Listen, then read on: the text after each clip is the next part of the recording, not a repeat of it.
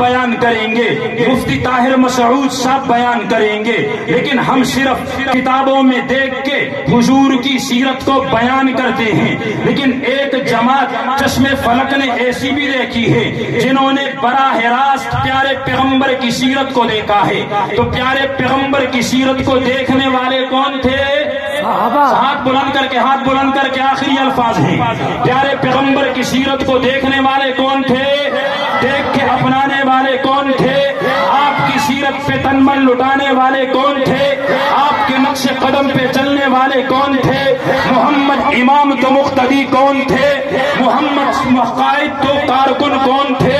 محمد بدر میں تو ساتھ کون تھے؟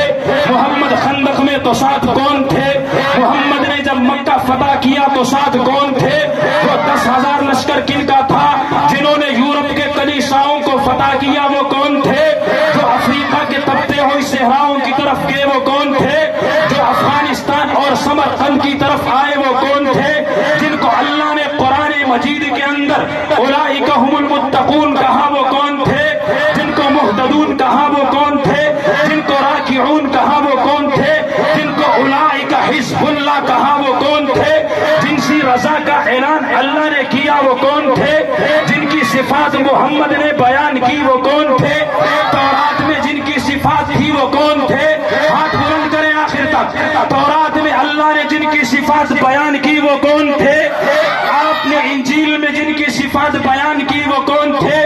تو پھر مجھے کہنے دیا جائے کہ وہ مستان محمد کے، میں مستانہ صحابہ کا، وہ مستان محمد کے، ہاتھ بلند کرے سارے، وہ مستان محمد کے، میں مستانہ صحابہ کا، وہ دیوان محمد کے، میں دیوانہ صحابہ کا، وہ پروانے محمد کے، میں پروانہ صحابہ کا، بے شوق سے نام صحابہ کا، کر چرچا عام صحابہ کا، بے شوق سے نام صحابہ کا، کر چرچا عام صحابہ کا، گر طلب ہے تجھ کو جنت کی تو پلہ تھام صحابہ کا، زندگی باقی ملاقات باقی، وآخر دعوانا الحمدللہ۔